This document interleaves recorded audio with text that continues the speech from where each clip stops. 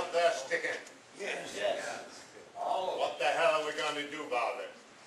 Have you got any ideas? What has to be done so you can go fishing again?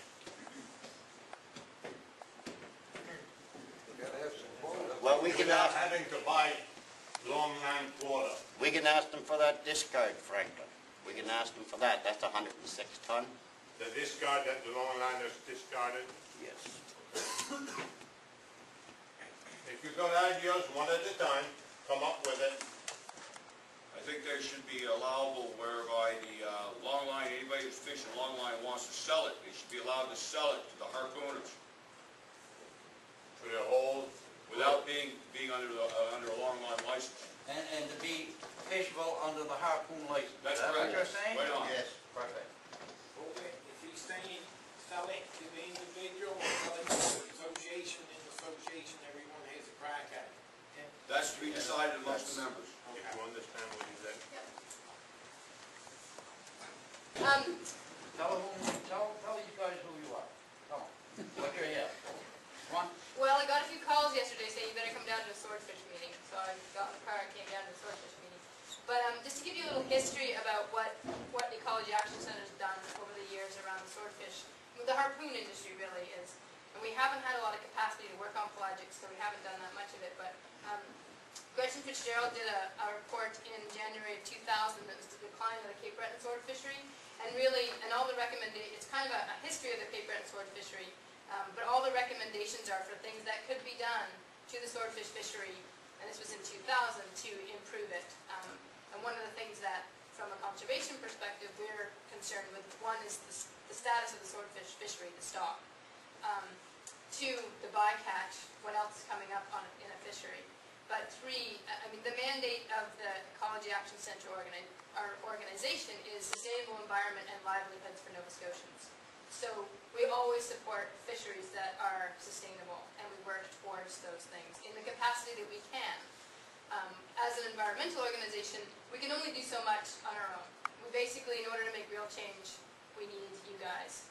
And in some ways, I think the way things are right now, where everything sort of seems to be greening up, is that it's now becoming more advantageous for you guys to maybe partner with us, because we do, you know, from a strategy perspective, we have a lot of things that we can do. Anything from media campaigns to lobbying at the DFO level, to just getting the word out. Like I was saying just earlier, that I was talking to a friend of mine who's a student at Dow, and her name is Julia Baum, and she's done all these things under Ram Myers on shark declines. And I talked to her yesterday and said I was coming down here for a swordfish meeting, a harpoon meeting. She said, I didn't know there was any harpooners left.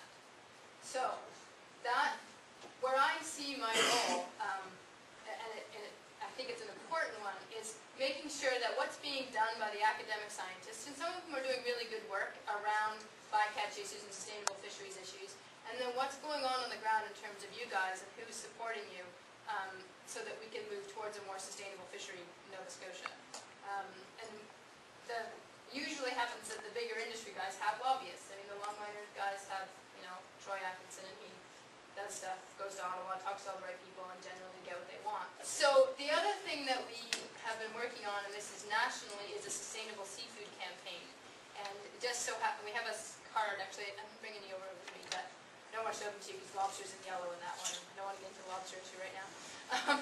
But the harpoon swordfish are a green fishery. They're what, you know, if you go through all the things about the states of the stock, bycatch, habitat damage management, harpoon comes out green, and longline swordfish comes out red. Explain green.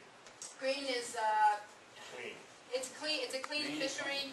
It would be seen as a sustainable harpoon. I mean, it's not rocket science. You know, no bycatch, no juvenile fish. Simple.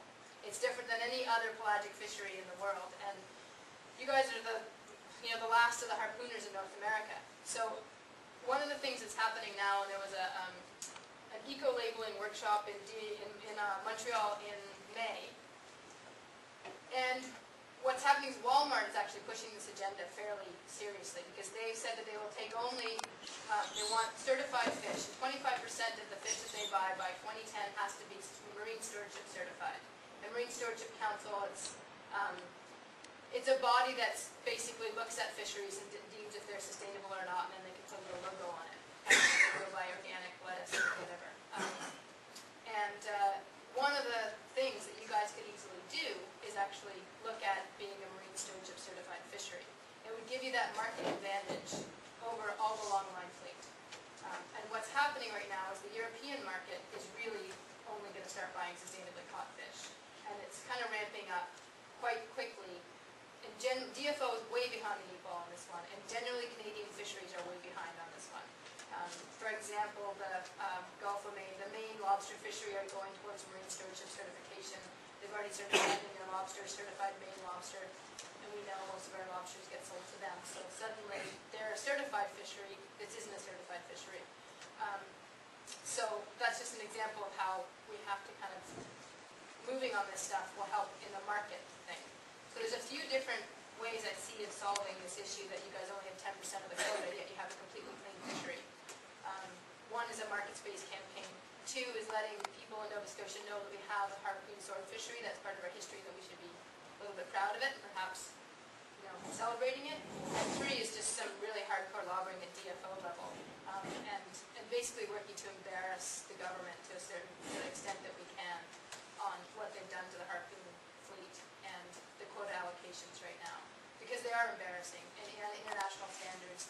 If Canada were, if I were to go to Italy and go to the FAO conference of fisheries, all the countries, and say, Canada has a harpoon fishery, we give them 10% of the quota, we let the longline fleet get juveniles, sharks, turtles, all the things that we're supposed to not be doing anymore, they'd be quite embarrassed.